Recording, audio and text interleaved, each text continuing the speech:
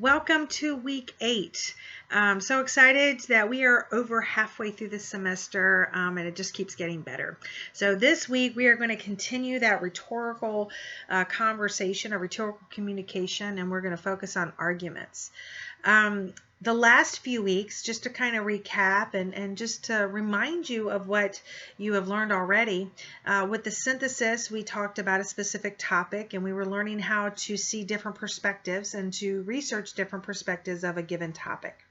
Last week, you were given the exciting duty of choosing one of the speeches that I had given you guys, and then just based on the information in the speech, you were to answer some questions of the communication itself. I purposely left off the name of who said the speech, even though some of you guys are very clever and based on your own past knowledge, some of you actually knew who was speaking some of these speeches. So like the first one was Franklin Delano Roosevelt, which was the inaugural speech. It was actually his first, and he was coming off of the stock market crash, and they were in the Depression, and so his was about unifying and giving a plan for how to move forward and to continue to encourage people.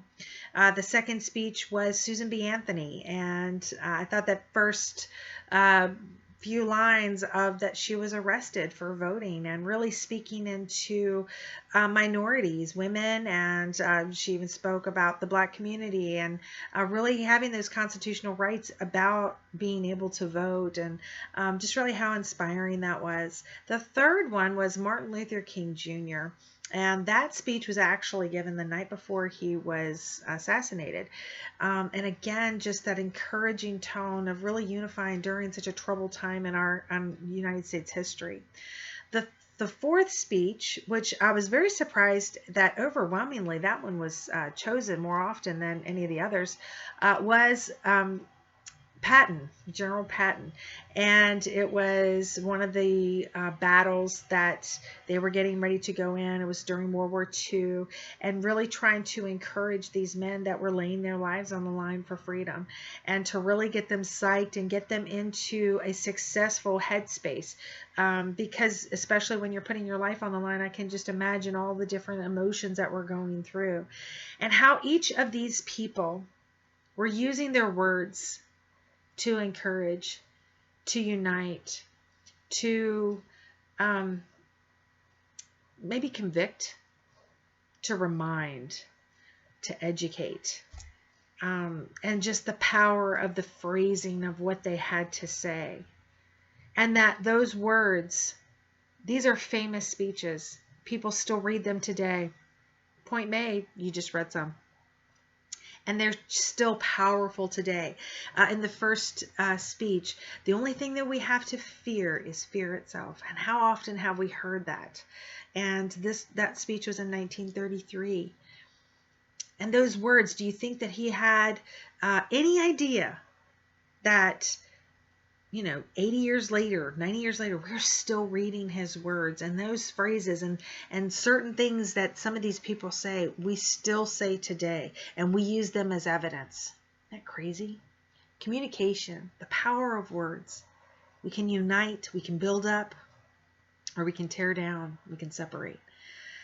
The end of the day, how we use our words is individual, and that's our own individual responsibility. That's why we always talk about responsible communication. We cannot control what other people say, can't control how they act, but we can control how we respond and what we do with our words and our actions. And that's really what all this is about. I wanted to give you some examples of people who made an impression that made a difference by the use of their words. Now, Patton, he was using his words, and yes, he was in battle, but he was a great general because he knew how to inspire and to get his men to really speak success over them and encourage them. But all of these were to encourage, to unite. The suffragette, Susan B. Anthony, a lot of people don't really associate her, but she was instrumental in the women's vote. And I thought her speech was convicting, but using our Constitution in order to remind people of what rights were. And I thought she just did it eloquently. In fact, hers was actually the shortest speech of all of them, but I just felt like it had just such an impact.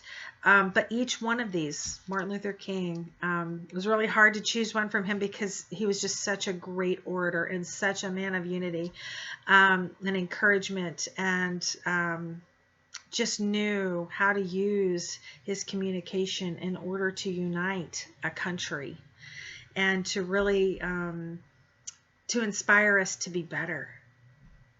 That's responsible communication, and that's what we need to be striving for.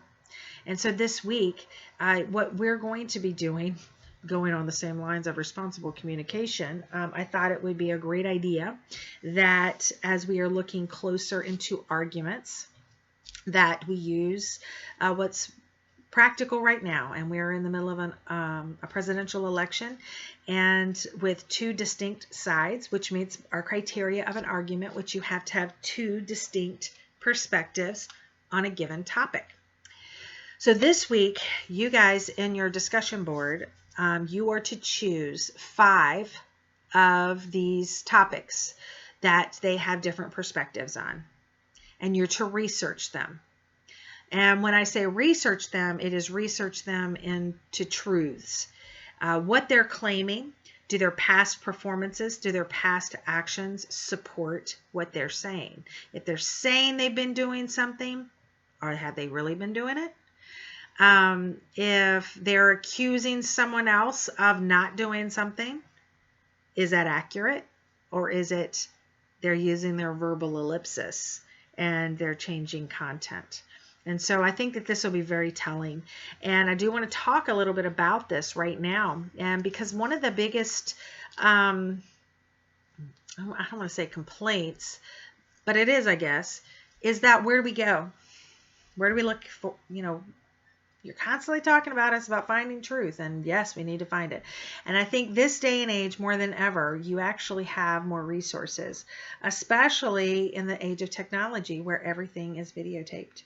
And if you go into C-SPAN or there are where people have videotaped rallies, debates, speeches, anything that it could be a town hall, it could be an interview, and they're taping them in its entirety, and you're able to hear how these people respond. You're able to see how they're saying it.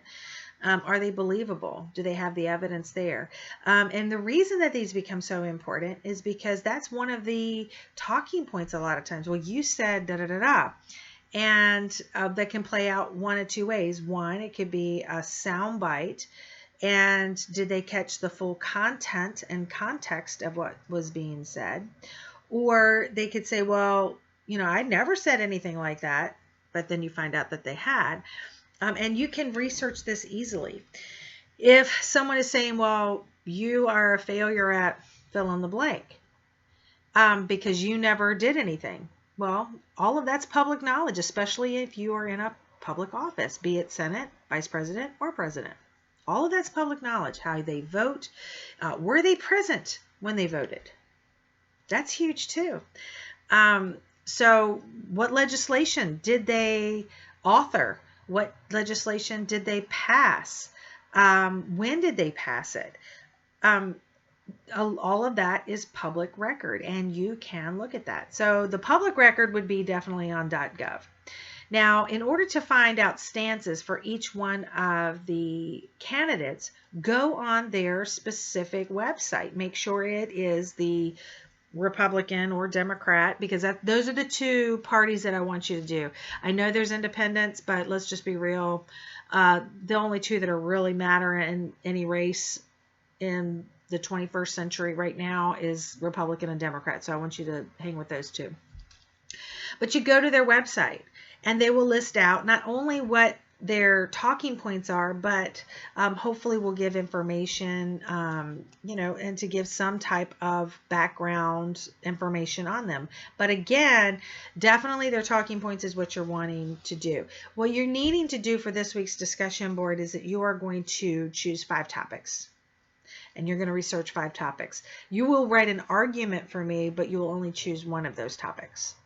Okay, and I did make a change on that as I was really processing through. This is only a 5-page paper, and I want you guys to do a good job. But if you choose 5, and as you're researching, I think that will give you a good foundation of the one topic with 2 distinct perspectives, and then being able to have that opportunity to respond to it.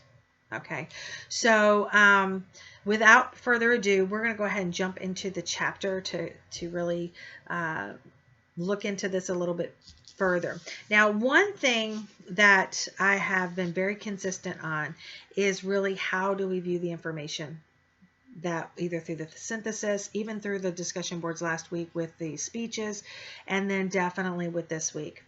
And that is the objectivity that you have to look at each one anytime that you're doing research. You have to leave emotion at the door. You have to leave personal beliefs at the door.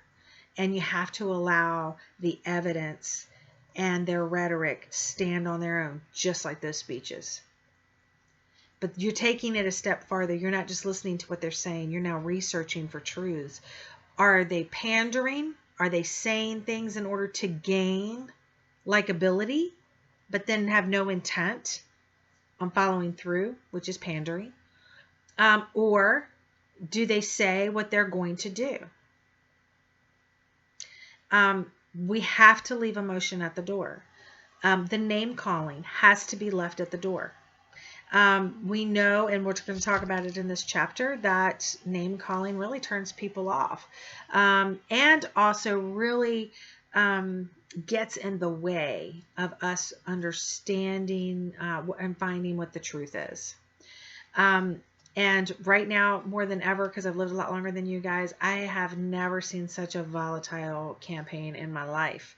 And this is from both sides, and not even just from the candidates, but just from people in general, and how verbal and acidic and really mean that people get. And I have to sit back and I have to wonder, it's like, what are you gaining from this?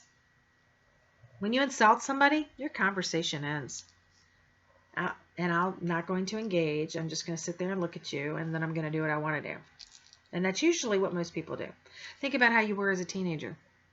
When you argued with your parents, you can handle it one of 2 ways. Mine doesn't seem to want to stop. She just keeps on talking, which makes it worse for her. For me, as soon as she starts engaging, I stop.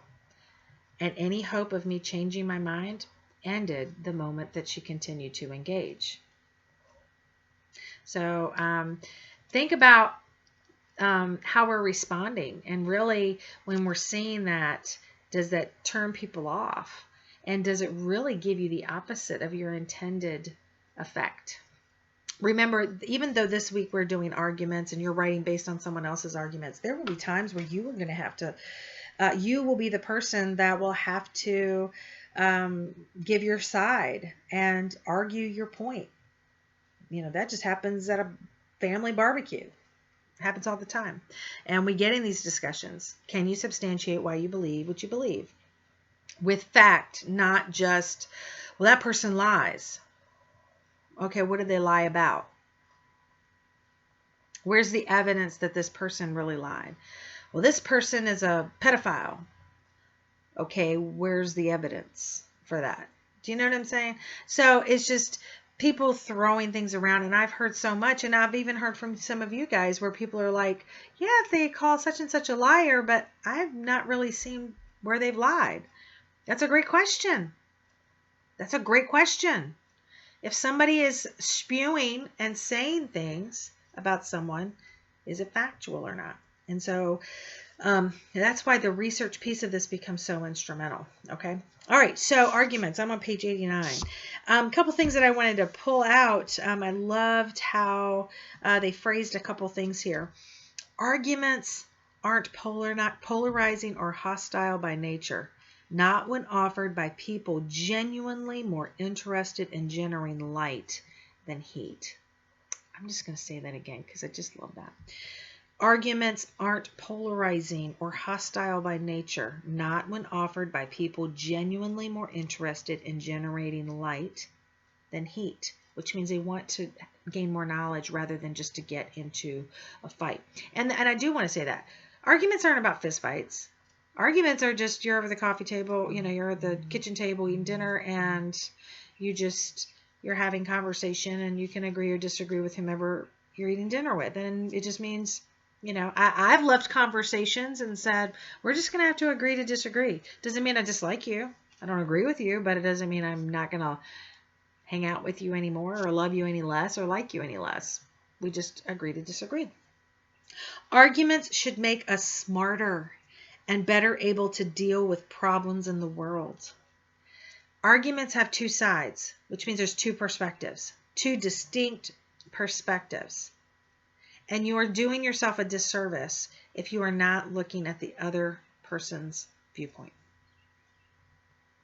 If you just dig your heels in, this is the way I think, period, exclamation point. I'm not going to entertain what someone else thinks. Really, who's the bigger loser?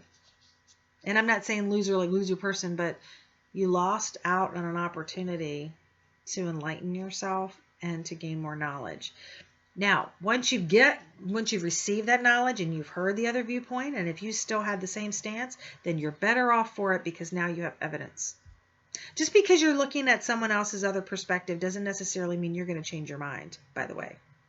It just means that you now have more information to support whatever it is that you are saying that you are aligning with. There are some times where people are enlightened and you're like, ooh, okay, maybe I don't totally agree with that. Okay, it happens all the time. So it's really about educating yourself. But I did want to bring those two things out. I can promise you, and you're going to hear me say this multiple times, all of this is about responsible communication, respectful communication. You want to make a difference? Be responsible with what you say and be respectful with how you say it, either verbally or in writing. Okay, so we're getting into defining a genre, and you will notice, and I'm going to kind of give you its counterpoint because really you have heard these concepts before, okay? Offer level-headed, indisputable claims. Claims. You have to have a claim. Offer good reasons to support a claim. Evidence. You cannot have a claim without the evidence. That's where most people miss it. Everybody's got something to say. Can you back up what you say? That's the kicker there. Understand opposing claims and points of view, just like we were saying. Yeah, you have a claim. Yes, you have evidence, but did you take the time to look at other perspectives? The best argument is when you are speaking it, you've already addressed it. You're addressing the other concerns and perspectives while you're giving that argument. Think about debating. The best debater is someone who has already taken into account what the other person's going to ask. They already have the answer ready to go to counter that argument. Okay? As a parent, I know that I typically don't ask questions unless I know the answer to them because I want to see what you got to say. As a teacher, I usually do the same thing. I'm usually asking questions. I ask a lot of questions. But a lot of times, if I'm being very specific, sometimes I'll ask questions. I pretty much already know the answer to it. I just want to see what you have to say and see how you respond to it. One of those little parenting things that you guys are you're gonna do it one day. You're going to do it. Frame arguments powerfully and not in words only. Now that one is more for the visual piece of it, and that's not necessarily in this particular project because this is not an oral presentation. Your final projects, perhaps. You'll have to have that visual piece of it. All right, so I'm going to flip over to page 95, claiming a topic. I'm giving you the topic, or I'm giving you the parameters of your topic. So for the discussion board, which is preparing you for the paper, is you are choosing 5 topics, and you're getting the perspectives from both candidates, okay?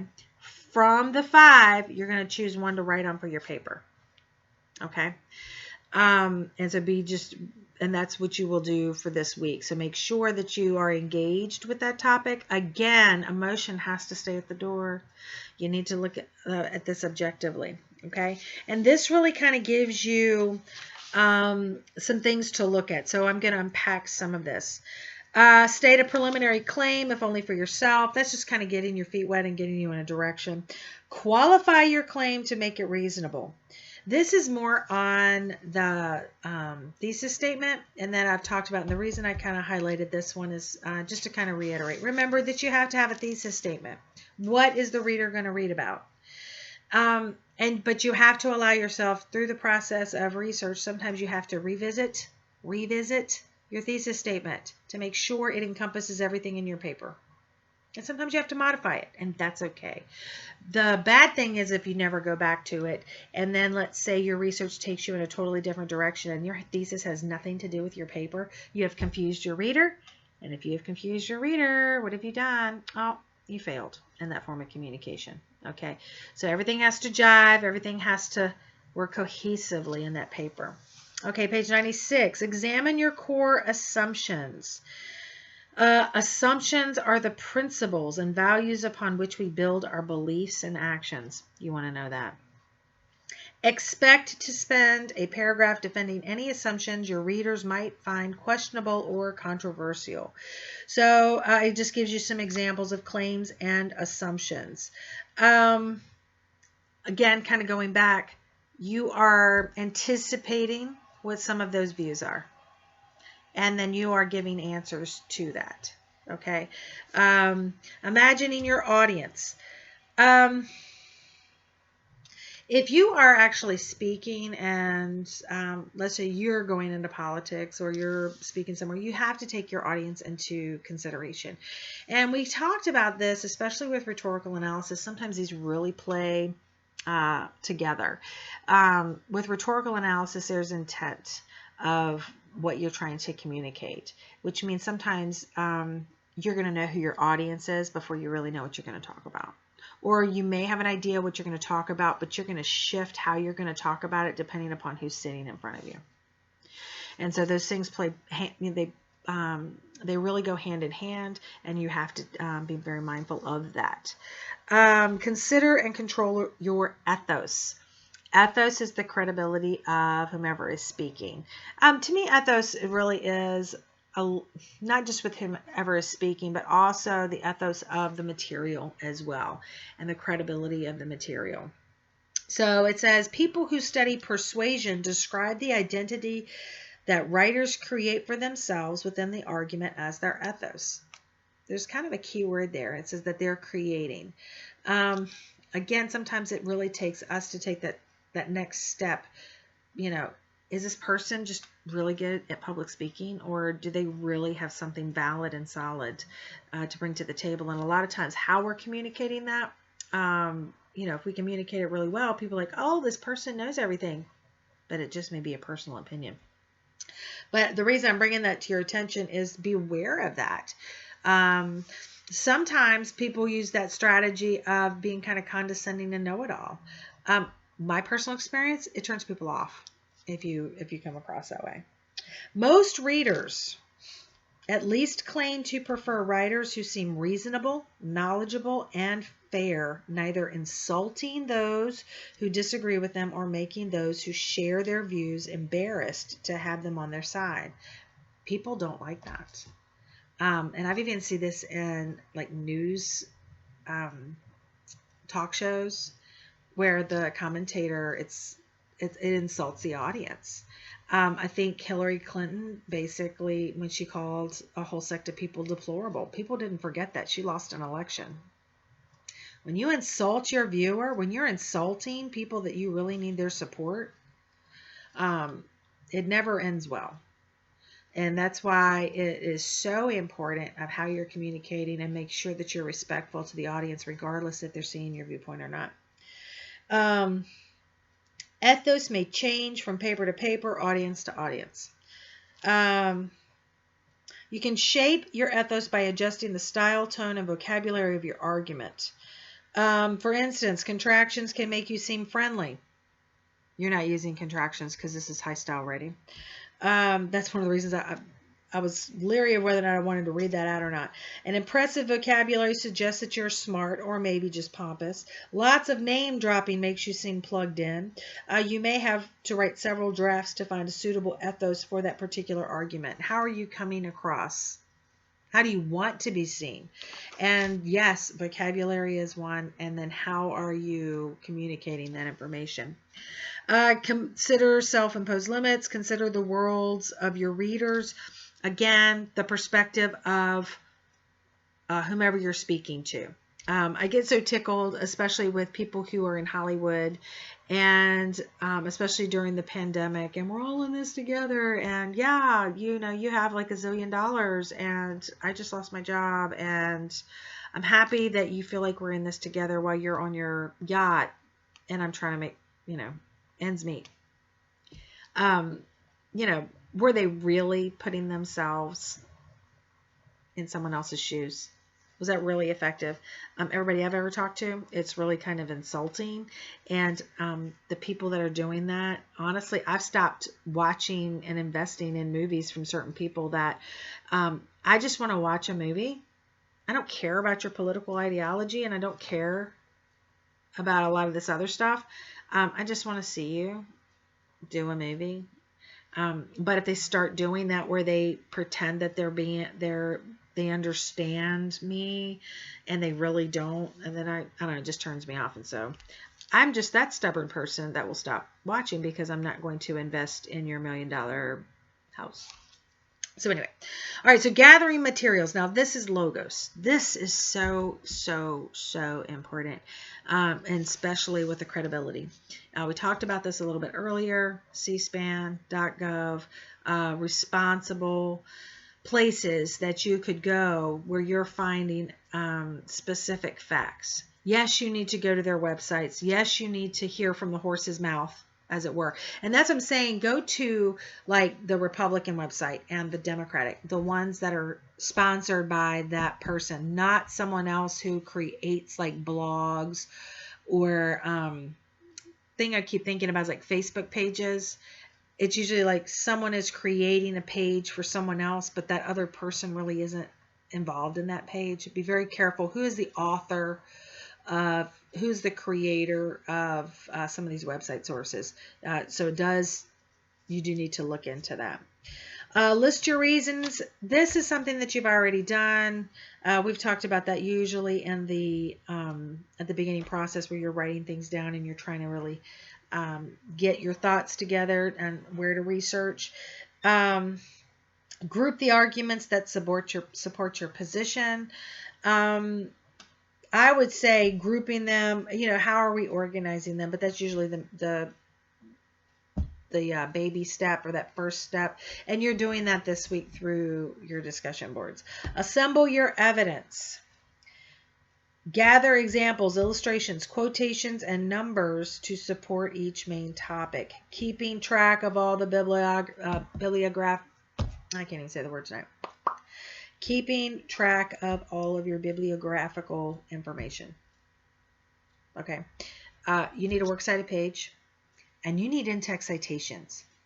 If you don't have in-text citations that point back to your bibliographies, it will be considered plagiarism, and you will receive a 0. You have to give props to wherever you're getting your information. Non-negotiable.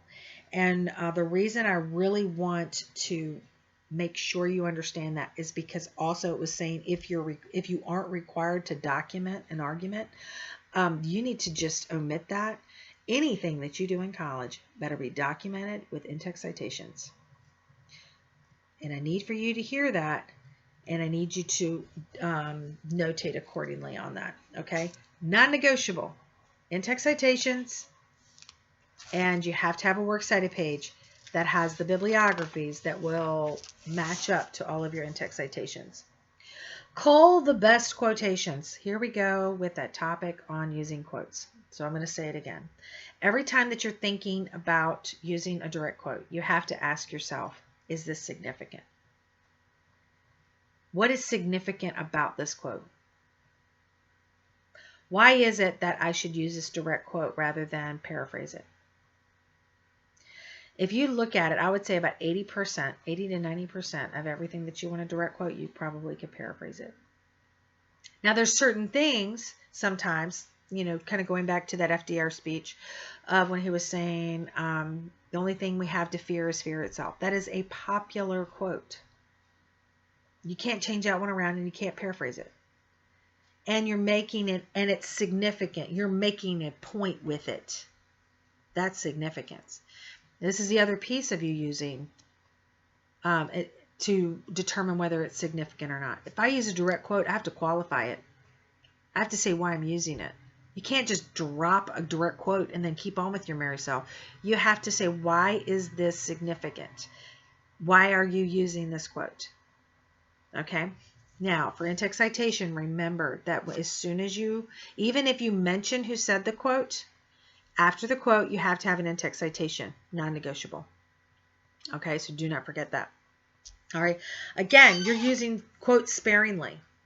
I do not want to see a paper where 50% of it is in direct quotes, because that's a patchwork of someone else's work. I need to know what you've extracted and what you have learned through the course of your research. That's very important. Okay. And again, if you go back to asking for the significance of whatever it is that you're quoting, then that's good. And that's what you need. Okay. Because that's going to tell you whether or not it's direct quote worthy or if you should paraphrase it. Okay. I have to say, reading some of the syntheses papers that and I think even, was it in some of the critiques, or was it just I think it was more the synthesis. I was seeing a lot of direct quotes, and I'm saying, why did you use this? And especially with the synthesis, if you have a 6-sentence paragraph and 3 of them are direct quotes, one, you did not significantly develop each one of those quotes, but it's not going to read well. It's going to read choppy and disconnected, and can lend itself to confusion. And if I've confused my reader, then I have failed. Okay. Or I've turned them off and I don't want them to read. And then inadvertently I failed again because I didn't want to finish reading my paper. Okay. Or what I had to say. What you say has value. What you are researching has value. Write it in a manner that people can see that and that will gain the value that you have. Each of you have it. All right, moving right along, consider emotional appeals. This is the pathos piece of it. Feelings play a powerful role in many arguments, a fact you cannot afford to ignore when a claim you make stirs people up. Questions to answer about possible emotional appeals include the following. And it just kind of gives you a list. The emotional appeals are not yours. Your emotion does not play a role in this at all. Remember that you are clinical on this, you are being objective, and you are just reporting. The pathos piece of it is the different perspectives and how so maybe, this particular topic that you're choosing for this argument, those emotional appeals that happen because of this topic. Your emotional appeals, it's not about you. Okay. You are stepping out and you are just reporting the facts. Organizing ideas. Okay, this is important because I do want you to read through this because it helps you organize your paper. Please make sure that you are using an outline. Do not start this without using an outline. Your outline is that abbreviated version of your paper. And it gives you that visual of, okay, all these things are placed in this certain area. How am I placing these out to make it logical for the most impact? Making sure my in-text citations are in there so I don't forget them in my paper. And one of the things I wanted to point out is save your best arguments for the end for that topic. And it just kind of walks you through that. But this does help you organize that information. You want maximum impact in anything that you write. Organization will give you that maximum impact. use an outline. Another thing I wanted to identify, choosing style and design. I'm just going to be real with you. It does talk about depending upon who you would be communicating with, depends on the style. We've already learned about that. I'm just going to clear it up for you now. This paper is high style. Okay? We're in third person. That's where you live. Okay? Use a vocabulary that reflects academia. All right? But look at the characteristics of what high style. No contractions, no first or second person. Now remember, if it isn't a direct quote, that's your only permission in order to use a contraction or first or second person. But again, you're using your quote sparingly. Everything else is third person. All right. Ask rhetorical questions. Okay, I did want to bring this up. Not in writing and not in academic writing. The dangers of that, and it does talk a little bit about that. And it even says the danger of. The danger of rhetorical questions is it actually weakens the strength of what you're writing. When you ask a question, that means you are pulling someone else's opinion and thought process into a discussion. This is your research. You are driving this paper. When you're asking questions, you actually take away that strength because now you're allowing someone else to answer the question. What if it's not how you want it answered? Again, it's more of that control. You are controlling this journey for the outcome that you're hoping to have. But do not ask questions. I saw that in some of the introductory paragraphs, and I think that that was a strategy that some teachers use in order to gain interest from the reader. I think that it just weakens it. Say what you mean what you say, get to the point. Okay.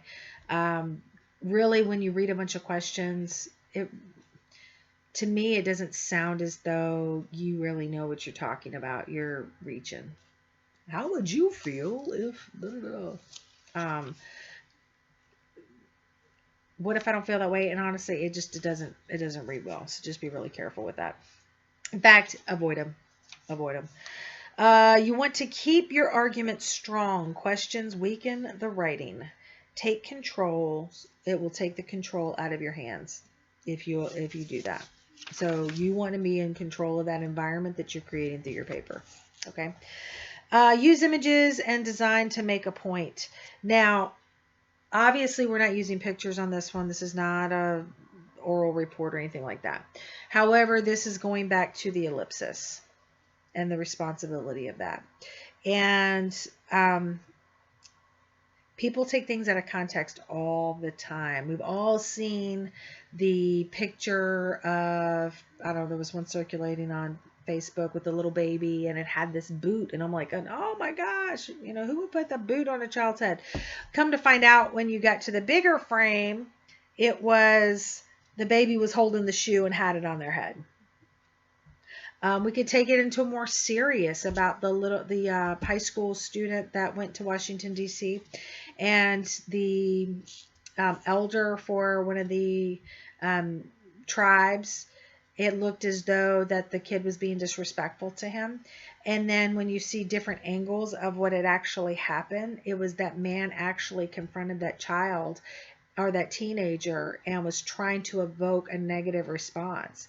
And the thing is it was picked up by a lot of the videos or the like CNNs and MSNBCs, and they were, oh, this youth and they're so disrespectful and blah, blah, blah, and spinning it in a negative light. And then the real footage came out.